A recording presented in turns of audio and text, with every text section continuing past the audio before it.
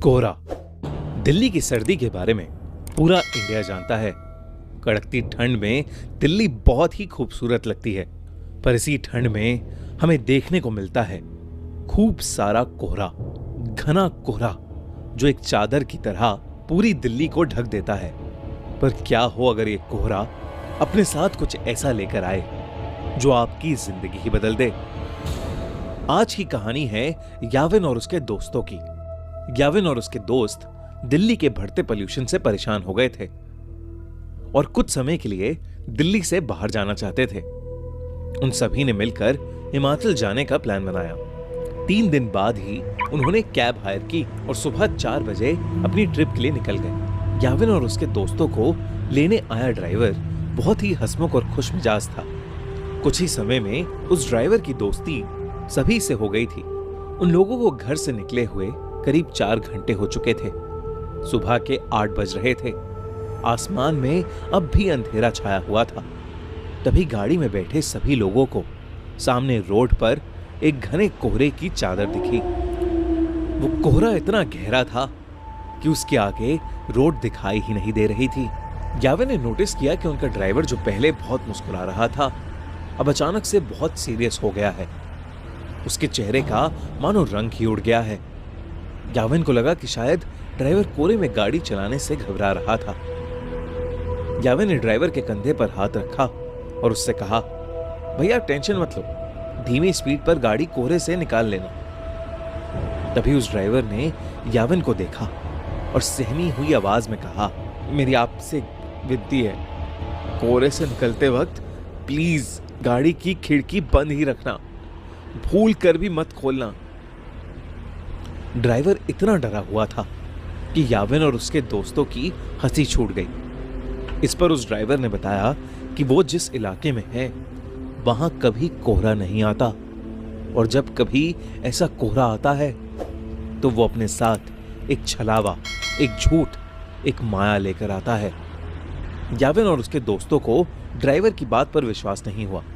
उन्होंने उसकी बात को अंधविश्वास बोलकर नकार दिया और देखते ही देखते उनकी गाड़ी कोहरे के अंदर चली गई। कोहरे की चादर उनकी उम्मीद से काफी बड़ी थी। ड्राइवर धीरे धीरे गाड़ी आगे चला तो रहा था, पर किसी को आगे का कुछ भी नहीं दिख रहा था। अचानक ही गाड़ी में बैठी रिया को अजीब सी बेचैनी होने लगी। उसे बिल्कुल सांस ही नहीं आ रही थी। वो ड्राइवर की बात को भूल गई और उसने गाड़ी का शीशा खोल दिया और अपनी गर्दन गाड़ी के शीशे से थोड़ी बाहर निकाल ली। खिड़की खोलते ही रिया को वापस सांस आई, लेकिन वो कोहरा अब गाड़ी के अंदर आ चुका था। कुछ ही सेकंड्स बाद जैसे ही रिया ने गाड़ी के अंदर देखा तो उसके होश ही उड़ गए। गाड़ी रोड पर चल रही थी, पर उस गाड़ी के अंदर रिया के अलावा और कोई नहीं था। रिया की सांस वही अटक गई।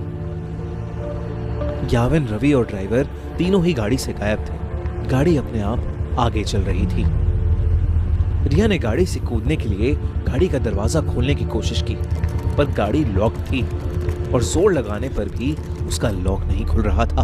वो जोर जोर से गाड़ी के अंदर चिल्लाने लगी।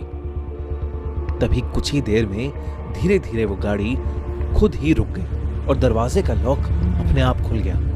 रिया ने बिना कुछ सोचे समझे गाड़ी का लॉक खोला और गाड़ी से बाहर भागने लगी, पर उसे अपने आसपास घने कोहरे के अलावा और कुछ भी नहीं दिख रहा था। रिया चिल्ला चिल्ला कर मदद मांगने लगी। उसका दिल अब उसके शरीर से बाहर आ रहा था कि तभी उस कोहरे में कुछ दूर पर उसे एक काली परछाई दिखी जो एक बहुत ही बड़े आदमी जैसी लग रही थी। रिया मदद के लिए उस आदमी की तरफ भागने लगी, पर भागते हुए उसने ये देखा कि वो परछाई के करीब पहुंच ही नहीं पा रही है। वो परछाई हमेशा उतनी ही दूर होती जितनी पहले थी। इससे पहले रिया कुछ भी समझ पाती, उसे महसूस हुआ कि जैसे उसके पीछे कोई खड़ा हुआ है। रिया अब इतनी डर चुकी थी कि उसके अंदर पीछे मुड़ने की भी हिम्मत नहीं थी। पर हिम्मत करके जब रिया ने पीछे देखा, उसकी रूह कांप गई। रिया के पीछे एक 12 फीट लंबा काला साया था। लंबे काले साये को देखकर रिया पूरी तरह कांपने लगी। तभी अचानक रिया को पीछे से एक बहुत जोर का धक्का लगा और वो नीचे गिर पड़ी।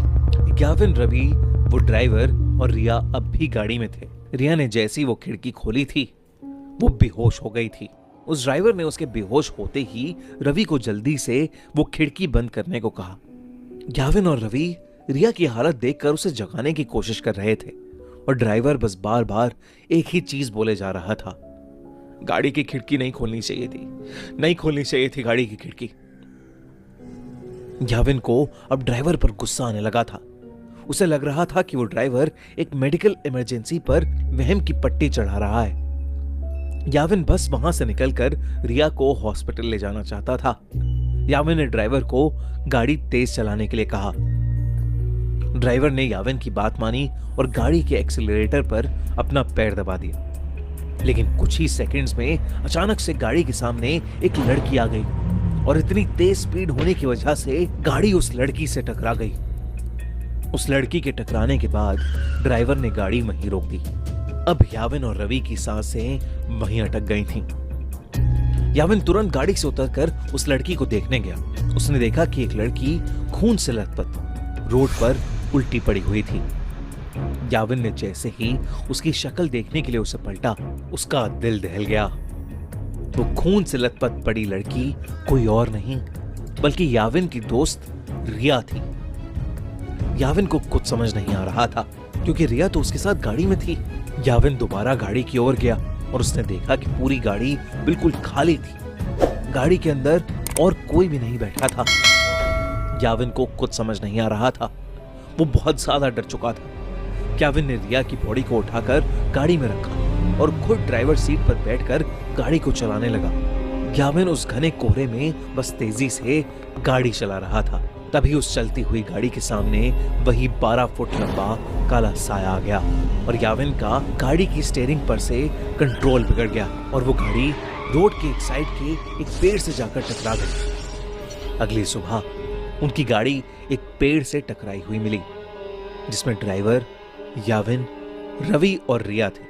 वो चारों उस कोहरे की रात जिंदा तो बच गए, लेकिन यावी के सर पर चोट आने की वजह से उसका मानसिक संतुलन बिगड़ गया और रिया को इतना गहरा सदमा लगा कि अब उसे हर जगह सिर्फ वही काला साया दिखता है। कहते हैं पंजाब और हरियाणा के अंदर शलैंडे के नाम से 12 फुट लंबे जीव घूमते हैं जो कई रूप में आकर इंसान के साथ छलावा करते हैं और कोहरा भी उनका एक छलावा होता है। अगली बार कोहरे में जाओ तो अपनी गाड़ी की खिड़की कभी मत खोलना।